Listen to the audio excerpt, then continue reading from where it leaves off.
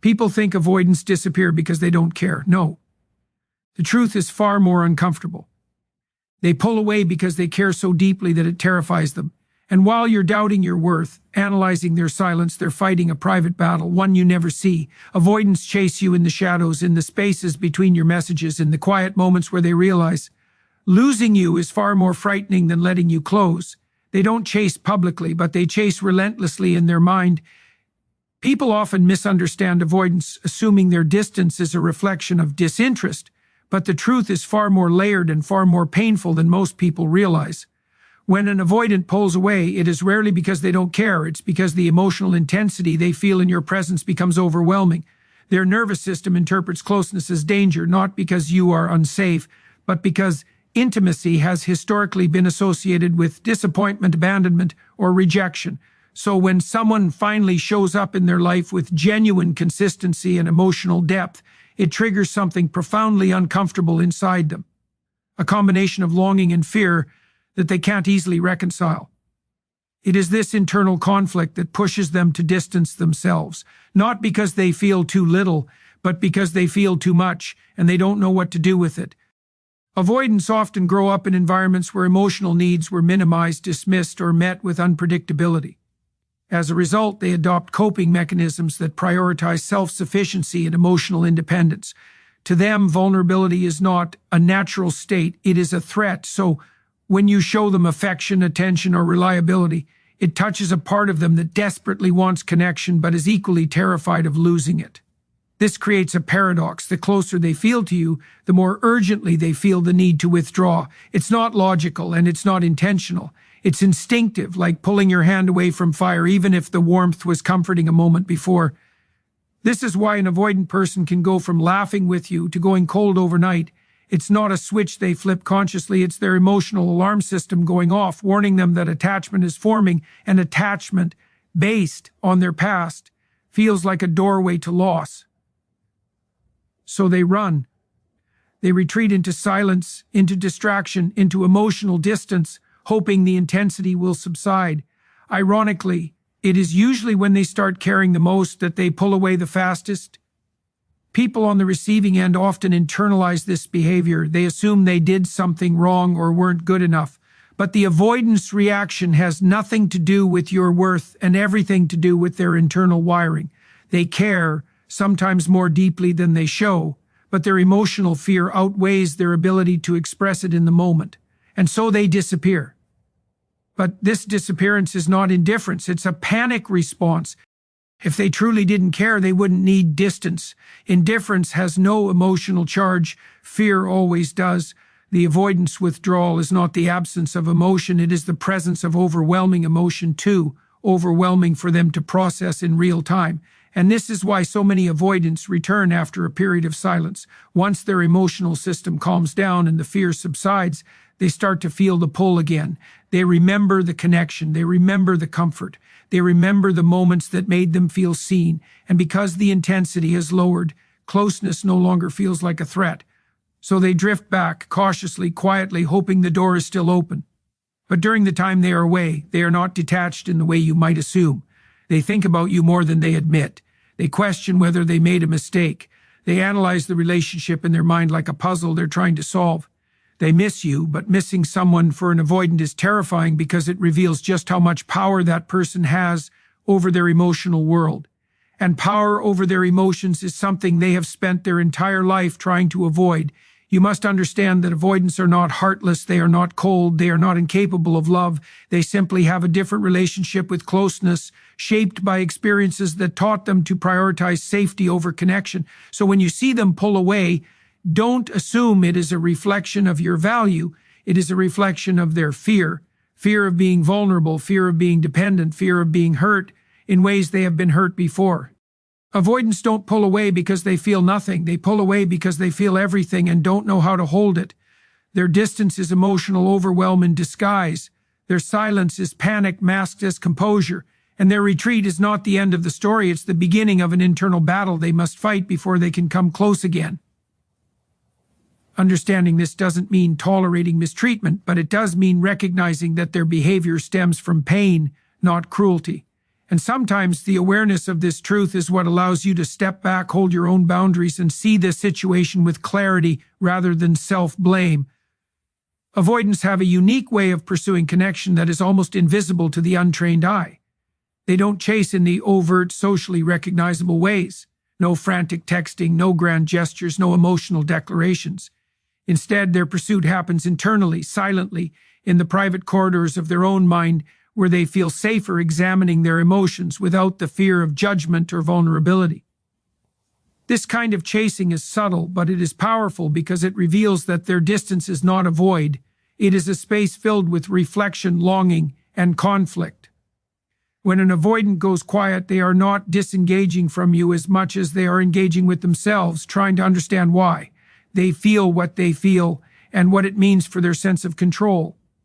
Silence for an avoidant is not indifference, it is a form of emotional processing. They replay past conversations over and over again, not because they want to detach, but because they are evaluating every detail. They remember your tone, your reactions, your kindness, your boundaries. They scrutinize whether they felt safe with you, whether they felt seen, whether your presence calmed them or triggered the parts of them that fear closeness. This internal replay is their version of staying connected without exposing themselves to the vulnerability of actual interaction. It's not the chasing you're used to, but itis chasing. Most people misunderstand silence as absence, but for avoidance, silence is where their attachment grows the most. When they pull away physically, mentally, they often grow closer. They find themselves thinking about you at unexpected times, while driving, while working, while lying in bed late at night. They remember how your presence made them feel both exposed and comforted. They compare you to past partners, often realizing that what you offered was stability they didn't quite know how to accept. They try to rationalize why they feel drawn to you, despite the fear that rises every time the connection deepens. This internal dialogue is not passive. It is an emotional struggle, a chasing without movement. They want to understand you without confronting you. They want to feel connected without feeling trapped. And so they chase in the safest way they know, through thought, memory, curiosity, analysis, and quiet longing. They're watching your social media, even if they never like a post. They read your messages instantly, even if they don't reply for hours or days. They notice when your tone changes, they sense when your energy shifts, and they pay close attention to whether your life moves forward without them. Avoidants often live in a state of hypervigilance when it comes to emotional intimacy. They constantly scan for danger, rejection, disappointment, loss of independence. But when someone meaningful enters their life, they also scan for significance. They ask themselves questions they will never say out loud. Why does this person matter so much? Why can't I detach completely? Why does their absence bother me more than I want to admit? These questions are part of the silent chase, the emotional pursuit that happens beneath their calm exterior. The ironic part is that avoidants often care more deeply than they show, and because of that, their chasing becomes an internal burden they carry alone. They don't want to appear needy, vulnerable, or dependent, so they suppress the urge to reach out, but inside they are constantly monitoring the connection. They notice when you stop initiating. They feel the discomfort of the emotional gap they created. They wonder if you're losing interest, and while they might not rush back immediately, that awareness eats at them slowly, pulling them toward you even as another part of them resists. Their silence is filled with longing they don't have the tools to express directly. They chase through the tension they feel when you're gone, through the anxiety that rises when they sense you moving on, through the realization that the safety of distance doesn't erase their desire for connection. It only highlights it. This is why avoidants often return, not because they forgot you, but because they couldn't escape the internal pull they felt during the silence. When you understand this, you realize that their distance is not the absence of affection, it is the manifestation of fear colliding with desire. It is the conflicting dance of someone who wants love but has not yet learned how to receive it. And while their silence may feel like rejection, it is more often a sign of internal chaos, a struggle between the part of them that wants to feel safe and the part that wants to feel connected. They chase you not by running toward you, but by failing to run away completely. Their mind stays tethered to you even when their behavior suggests otherwise. And in that quiet internal space, the chase continues. Avoidants are far more sensitive to energetic shifts than most people realize. They may appear detached, aloof, or indifferent, But beneath that calm exterior is a nervous system that reacts instantly to changes in the relational environment. When you stop overgiving, when you stop initiating every conversation, when you stop soothing every moment of uncertainty, when you stop trying to prove your worth through emotional labor, they feel it with an intensity that would surprise you. This is because avoidants are not numb. They are hyper-aware. They are constantly scanning the emotional landscape to determine whether they are safe or whether they are being pulled too deeply into vulnerability. Your overgiving feels comfortable to them at first because it keeps them in control, but it also overwhelms them over time. When that overgiving suddenly stops, the shift is unmistakable. Avoidants are not indifferent to your absence. They notice immediately when the dynamic changes because they rely on predictable patterns to keep their emotional world stable. When you were overgiving, they knew what to expect: reassurance, attention, consistency, emotional generosity. You created the emotional cushion that allowed them to stay distant without ever feeling the consequences of their distance. But the moment you stop doing that, the cushion disappears. Their internal equilibrium is disturbed. They feel something they're not used to feeling: loss of control, and loss of control triggers a profound internal reaction. It's in this moment that avoidants begin to feel the emotional consequences of their behavior. They are accustomed to being pursued, to being accommodated, to having others bridge the emotional gap for them. But when that stops, they are forced to confront the reality of your absence. This doesn't result in immediate action. Avoidants rarely respond impulsively, but it creates an internal tension they can't ignore. They start wondering why you're quieter, why you're less available, why the dynamic feels different. And because avoidants fear abandonment more deeply than they will ever admit, the absence of your overgiving is interpreted as a possible sign that you are withdrawing emotionally. Avoidants might not reach out right away, but they begin monitoring you more closely. They check your social media. They read your messages more carefully. They pick apart your tone, looking for clues. They compare the way you are now to the way you used to be. This comparison creates discomfort in them because it forces them to acknowledge something they've been avoiding. You had been holding up the relationship. You had been the emotionally invested one. You had been the stabilizing force. And now that you're no longer carrying that weight, they feel the imbalance. What people don't understand is that avoidants are not repelled by boundaries. They are confronted by them. And confrontation, though uncomfortable, is precisely what awakens their attachment. Your overgiving allowed them to stay emotionally passive. Your boundaries force them to decide. Avoidants are drawn to people who maintain a strong sense of self because it signals stability and security, qualities they crave but struggle to embody.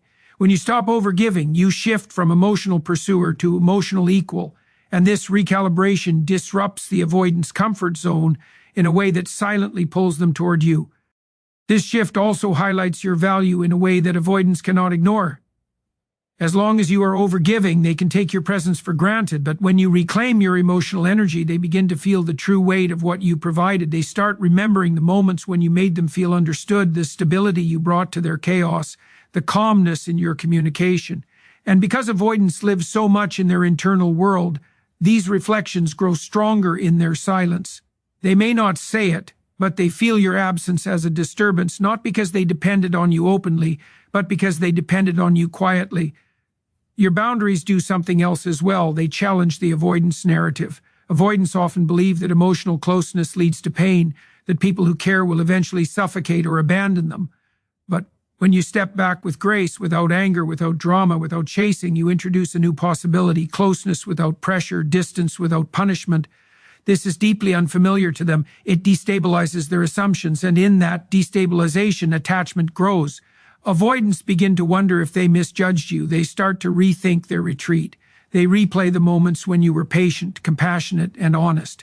Suddenly, the emotional safety they felt with you becomes more visible in contrast to the emptiness of your absence. And because they are so sensitive to shifts, they feel this realization deeply, even if they don't express it.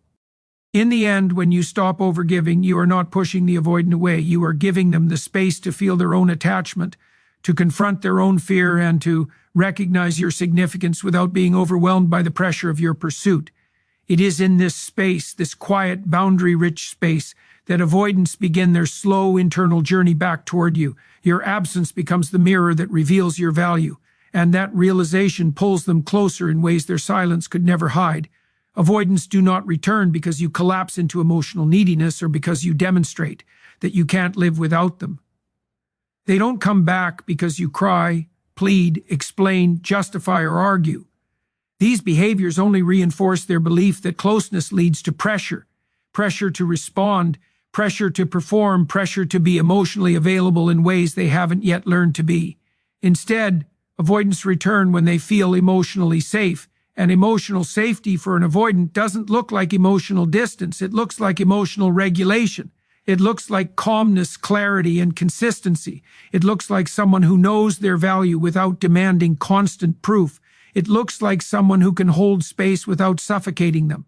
It looks like strength, not fragility. Avoidants are deeply sensitive to emotional chaos. Raised in environments where emotional expression was unpredictable or invalidated, they learn to associate vulnerability with danger. So, when they encounter intensity, whether it's anger, pleading, insecurity, or clinginess, their survival instinct activates. They withdraw not to punish you, but to protect themselves. They pull away because emotional storms overwhelm them. So the person who comes at them with heightened emotion ends up reinforcing their fears. The person who holds themselves with grounded confidence, however, disarms those fears. That stability is what allows them to return. Avoidants need space to process. They need time to regulate their emotions, settle their fears, and re-examine the connection without feeling overwhelmed. During this time, they are watching, observing how you handle the distance, how you carry yourself, whether you spiral or stay centered. If your emotional world remains stable, it signals to them that reconnecting might not lead to the emotional intensity they fear. It reassures them that they won't have to sacrifice their autonomy to maintain a connection. In their mind, safety isn't about someone being cold, it's about someone being steady. What avoidants don't realize in the moment of withdrawal is that the person who remains calm is often the one who leaves the greatest emotional imprint. That calmness stands in stark contrast to the chaos of their internal world. Your steadiness becomes a point of reference, a reminder of the comfort and security you provided. The more regulated you are, the more they see that closeness with you won't lead to emotional suffocation. They begin to understand that connection can exist without losing themselves, and this understanding is what slowly dissolves their fear and draws them back. When avoidants feel safe, they are surprisingly capable of emotional depth. Their fear is not rooted in lack of desire for closeness, it's rooted in the belief that closeness will cost them their independence or expose them to hurt. So when they sense that you are strong enough to hold your own emotional center, it reassures them that you won't demand they become someone they're not ready to be. You won't drown them in your needs. You won't rely on them to regulate your emotions. Instead, you can meet them with clarity and strength, which is exactly what they need to feel secure. Your emotional regulation also creates something else: respect. Avoidants respect people who honor themselves. When you maintain boundaries, when you communicate calmly, when you show that you can continue living your life without falling apart, they see strength. This strength challenges their old narrative that relationships are traps. It shows them that connection can coexist with independence. And for someone whose deepest fear is losing themselves in a relationship, that realization is powerful enough to shift their entire emotional landscape.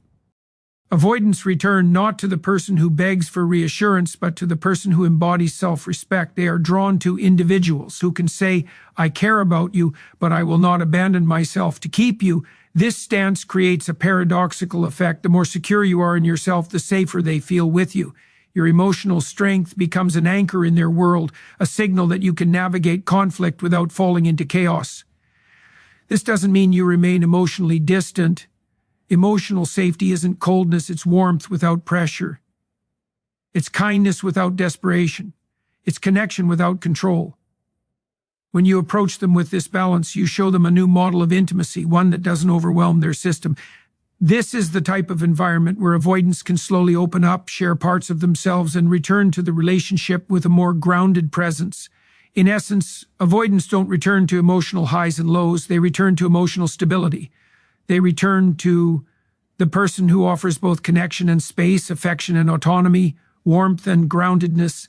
They return to the person who shows them that intimacy doesn't have to be a battlefield. When avoidants feel emotionally safe, when your strength, not your intensity, becomes the defining energy, They see the possibility of a relationship that doesn't require them to betray themselves. And that possibility, more than anything else, is what pulls them back, step by step, even if slowly, into a connection they once feared but never stopped feeling.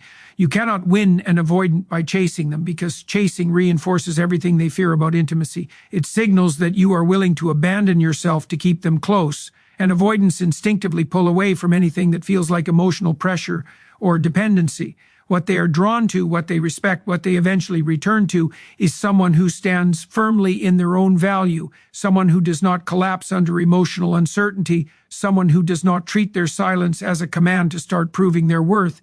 This self-possession is not just attractive to an avoidant, it is necessary for any real chance of connection with them. When you stand still, centered, grounded, emotionally self-sufficient, you break the pattern that fuels their fear and teach them something they've never experienced: connection without pursuit, intimacy without pressure, closeness without overextension. Avoidants are deeply conditioned to fear being needed. The moment you start chasing, pleading for clarity, or trying to win back their affection, they feel overwhelmed. They interpret your pursuit not as love but as threat. Threat to their independence, threat to their emotional stability, threat to their learned belief that closeness inevitably leads to pain. In their internal world, love has long been associated with loss, inconsistency, or suffocation. So when someone comes toward them too fast or too intensely, their instinct is to retreat. This is not rejection, it is self-protection, and no amount of chasing can override a survival instinct. But something else can: your steadiness. Standing still in your value is not passive. It is powerful. It communicates that you are not destabilized by their fluctuation. It tells them without words that you are confident in your own worth, that you do not need to prove yourself, and that you will not negotiate your self-respect for proximity. This groundedness creates a paradoxical effect. It calms the avoidant. It disarms their defenses. It challenges their assumptions about relationships in a way that feels safe. Instead of feeling pressured to respond or overwhelmed by your emotional needs, they begin to feel humbled by your strength and intrigued by your stability. Avoidants study behavior far more than they study words. They watch how you handle their distance. Do you panic? Do you beg? Do you collapse? Or do you continue living with dignity and purpose? Your response becomes a mirror that reveals your emotional power or your emotional fragility. The person who spirals reinforces their fear of intimacy. The person who stays grounded disrupts that fear. Standing in your value sends the message: I want connection, but I do not need chaos. I care about you, but I will not abandon myself. This is the kind of message that creates emotional safety for someone who has spent their life equating closeness with loss of self. When you stop chasing, the avoidant is left alone with their own attachment. Instead of reacting to your pursuit, they must now confront their own thoughts and feelings. This creates a shift. The emotional pressure moves from you to them. Suddenly they become aware of the void your presence used to fill. They become aware of the comfort your consistency provided. They become aware that your absence feels heavier than they expected. And because avoidants reflect internally before they act, this awareness grows with time. It becomes uncomfortable. It becomes disruptive. It becomes undeniable. Your grounded stillness allows them, perhaps for the first time, to feel their own desire. They realize that the connection they thought they could live without is something they now miss. But missing you does not feel like pressure, because you are not pushing. It feels like truth, and truth for an avoidant is a slow but powerful force. It pulls them back in ways that chasing never could. It encourages them to reassess their distance and reconsider their retreat. It opens the door for them to approach at their own pace, without fear of being consumed or overwhelmed.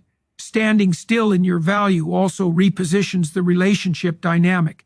Avoidants often unconsciously expect others to carry the emotional weight. But when you step back from overfunctioning, they are forced to meet you on equal ground. They cannot lean on your pursuit or rely on your reassurance. They must now genuinely choose whether to move forward.